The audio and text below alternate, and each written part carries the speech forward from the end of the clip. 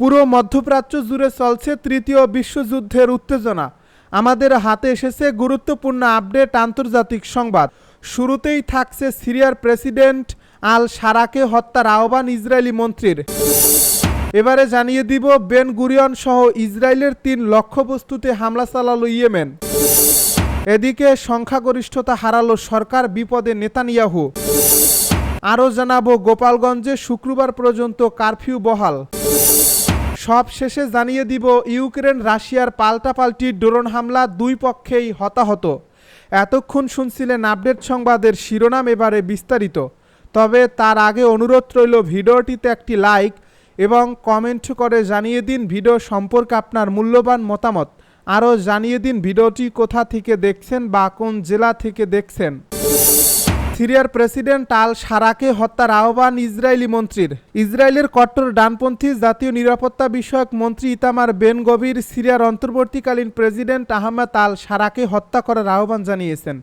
২৪ ঘন্টার ব্যবধানে এ নিয়ে দ্বিতীয়বারের মতো কোনো ইসরায়েলি মন্ত্রী এমন আহ্বান জানালেন, খবর মিডল ইস্ট মনিটরের। এক ভিডিও বার্তায় বেন গভির বলেন, সিরিয়ার ভয়াবহ দৃশ্যগুলো প্রমাণ করে একবার জিহাদি মানেই চিরকাল জিহাদি। তিনি দাবি করেন, যে হত্যা করে, গোপ কামিয়ে দেয়, অপমান করে ও ধর্ষণ করে তার সঙ্গে কোনো আলোচনার সুযোগ নেই। একমাত্র সমাধান হলো আল জুলানিকে নির্মূল করা। বেন গাবির তার ওই ভিডিও বার্তায় সিরিয়ার প্রেসিডেন্ট শারাকে তার আগের নাম উল্লেখ করেন। বেন গভির আরও বলেন, আমি ইসরায়েলের ধুরুজ জনগণকে ভালোবাসি এবং আন্তরিকভাবে তাদেরকে আলিঙ্গন করি। আমি তাদের বলছি, আমাদের সাপের মাথায় আঘাত করতে হবে। এর আগে সোমবার ইসরায়েলের প্রবাসী ইহুদিদের বিষয়ক মন্ত্রী আমিচাই চিকলি ও প্রেসিডেন্ট শারাকে হত্যার আহ্বান জানিয়েছিলেন। তিনি শারাকে একজন সন্ত্রাসী ও নৃশংস খুনি হিসেবে আখ্যা দেন। বেন গুরিয়ন সহ ইসরায়েলের ৩ লক্ষ্যবস্তুতে হামলা চালালো ইয়েমেন। ইসরায়েলের ৩টি সংবেদনশীল লক্ষ্যবস্তুতে একটি ব্যালিস্টিক ক্ষেপণাস্ত্র এবং 4টি ড্রোন নিক্ষেপ করছে হুতি নিয়ন্ত্রিত ইয়েমেনের সশস্ত্র বাহিনী। বুধবার এক বিবৃতিতে এই ঘোষণা দিয়েছে হুতি যোদ্ধারা, খবর মেহের নিউজের।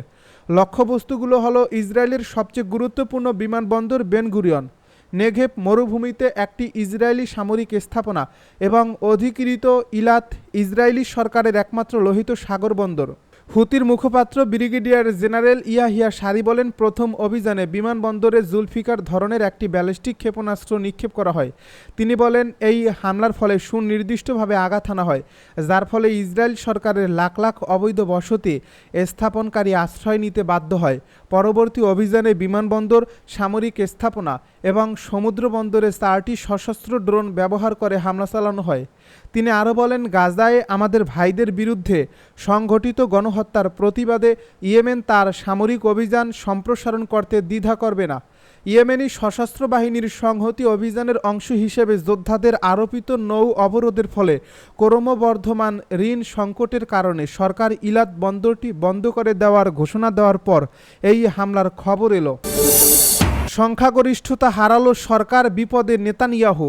ইসরায়েলের প্রধানমন্ত্রী বেনিয়ামিন নেতানিয়াহুর সরকার থেকে সরে দাঁড়িয়েছে আল্ট্রা অর্থোডক্স শাস পার্টি। বুধবার জোট সরকারের মন্ত্রিসভা থেকে পদত্যাগের ঘোষণা দেন দলটির নেতারা। হরেদি ইহুদিদের বাধ্যতামূলক সামরিক চাকরি থেকে অব্যাহতি নিয়ে উত্তপ্ত বিতর্কের মধ্যেই এ সিদ্ধান্ত নেয় দলটি। পার্লামেন্ট নেসেটে 11টি আসন রয়েছে শাস পার্টির। অন্যদিকে সামান্য কয়েকটি আসনে সংখ্যাগরিষ্ঠতা ধরে রেখেছে নেতানিয়াহু নেতৃত্বাধীন জোট সরকার, যার ফলে তারা জোট ত্যাগ করলে সরকারের সংখ্যাগরিষ্ঠতা ভেঙে পড়বে। তবে দলটি জানিয়েছে, যদিও তারা সরকার থেকে মন্ত্রিসভার সদস্যদের সরিয়ে নিচ্ছে, তবু এখনই ক্ষমতাসীন জোট থেকে সম্পূর্ণরূপে সরে আসছে না তারা। ইসরায়েল ইদিওত আহরনোত পত্রিকার খবর অনুযায়ী নেতানিয়াহুর দপ্তরের চাপের কারণে দলটি পুরোপুরি সরে যাওয়া স্থগিত করছে। শাস পার্টি বর্তমানে ধর্মীয় সেবা, কল্যাণ, শ্রম এবং অভ্যন্তরীণ বিষয়ক মন্ত্রণালয় সহ বেশ কয়েকটি গুরুত্বপূর্ণ দপ্তর নিয়ন্ত্রণ করে। এই পদত্যাগের মাধ্যমে তারা বোঝাতে চাইছে, হরেদি সম্প্রদায়ের স্বার্থ রক্ষায় সরকারের ভূমিকা গ্রহণযোগ্য নয়। গোপালগঞ্জে শুক্রবার পর্যন্ত কারফিউ বহাল। গোপালগঞ্জে জাতীয় নাগরিক পার্টি এনসিপির সমাবেশ ঘিরে হামলা, সংঘর্ষ ও প্রাণহানির ঘটনার পর জারিকৃত কারফিউর সময় বৃদ্ধি করা হয়েছে। শুক্রবার সন্ধ্যা 6টা পর্যন্ত এই কারফিউ চলমান থাকবে, তবে এর মধ্যে 2 ঘন্টা কারফিউ শিথিল রাখা হবে। বৃহস্পতিবার জেলা ম্যাজিস্ট্রেট কারফিউর সময় বৃদ্ধি করে নোটিশ জারি করেন। এ নোটিশে বলা হয়েছে, পরবর্তী নির্দেশনা না দেওয়া পর্যন্ত সমগ্র গোপালগঞ্জ জেলায় আজ সন্ধ্যা ৬টা থেকে আগামীকাল দুপুর ১২টা পর্যন্ত এবং দুপুর ২টা থেকে সন্ধ্যা ৬টা পর্যন্ত কারফিউ জারি করা হলো। তবে আগামীকাল দুপুর ১২টা থেকে দুপুর ২টা পর্যন্ত কারফিউ শিথিল থাকবে। এর আগে জাতীয় নাগরিক পার্টি এনসিপির পদযাত্রা ও সভাকে কেন্দ্র করে দফায় দফায় হামলা সংঘর্ষের ঘটনায় গোপালগঞ্জে ২২ ঘন্টার কারফিউ জারি করা হয়। ইউক্রেন রাশিয়ার পাল্টাপাল্টি ড্রোন হামলা, দুই পক্ষই হতাহত। ইউক্রেন রাশিয়ার পাল্টাপাল্টি ড্রোন হামলায় দুই পক্ষেই হতাহত। রাশিয়া ও ইউক্রেন আবারও গতরাতে পাল্টাপাল্টি ড্রোন হামলা চালিয়েছে। যুদ্ধরত দুই পক্ষই বৃহস্পতিবার এই তথ্য জানিয়েছে। এসব হামলায় উভয় পক্ষেই হতাহতের খবর পাওয়া গেছে। রুশ প্রতিরক্ষা মন্ত্রণালয় জানিয়েছে, তাদের আকাশ প্রতিরক্ষা ব্যবস্থা গতরাতে ১২২টি ড্রোন গুলি করে ভূপাতিত করছে, যেগুলোর বেশিরভাগই সীমান্ত এলাকায় ধরা পড়ে। ইউক্রেন সীমান্তবর্তী রাশিয়ার বেলগোরোড অঞ্চলে একটি ব্যক্তিগত বাড়ির উপর ড্রোন থেকে বিস্ফোরক ফেলা হলে এক নারী নিহত হন বলে জানিয়েছেন আঞ্চলিক গভর্নর ভায়াসেস্লাভ গিলাতকভ। এর আগের দিন ৩ জন বেসামরিক নাগরিক নিহত হয়েছেন বলেও জানান তিনি।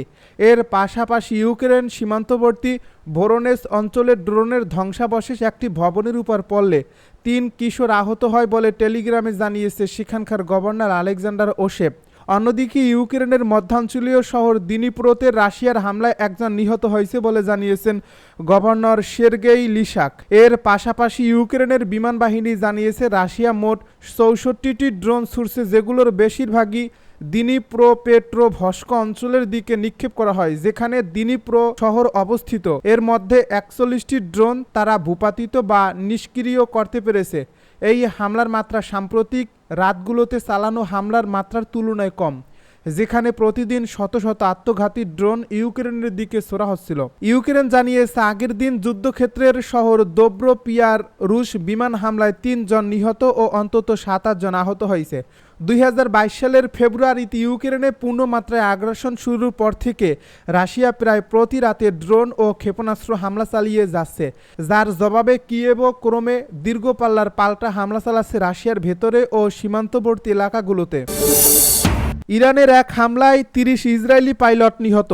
ইরাকে নিয়োজিত ইরানের সাবেক রাষ্ট্রদূত হাসান কাজেমি কুমি এক টেলিভিশন সাক্ষাৎকারে জানিয়েছেন, ইরান ইসরায়েল ১২ দিনের যুদ্ধে ইরানের একটি পাল্টা হামলায় ৩০ জন ইসরায়েলি পাইলট নিহত হয়েছেন। তিনি এই ঘটনাকে ইসরায়েলি শাসন ব্যবস্থার জন্য একটি বড় ধাক্কা বলে অভিহিত করেন।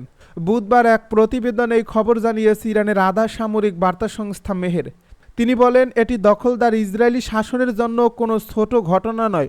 মূলত এ কারণেই তেল আবিব সরকার এখন পর্যন্ত এ বিষয়ে অনেক তথ্য গোপন করছে বা লুকিয়েছে বলে জানান তিনি।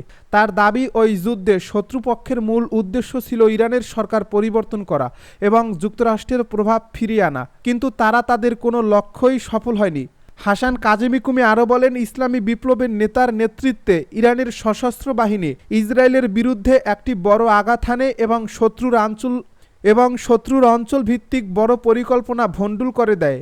প্রসঙ্গত, গত ১৩ জুন থেকে শুরু হওয়া ১২ দিনের যুদ্ধে ইসরায়েল ইরানের সামরিক, পারমাণবিক ও আবাসিক এলাকাগুলোর উপর বিমান হামলা চালায়। এর জবাবে ইরানের বিপ্লবী গার্ড বাহিনীর মহাকাশ বিভাগ অপারেশন টুরুপ্রমিস-3 এর অংশ হিসেবে ইসরায়েলের দখলকৃত শহরগুলোর উপর ২২ দফা পাল্টা ক্ষেপণাস্ত্র হামলা চালায়।